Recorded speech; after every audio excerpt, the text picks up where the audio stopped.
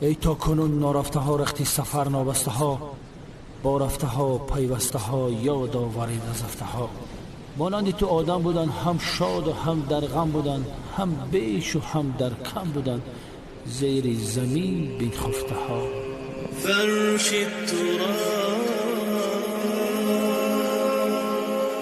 يضم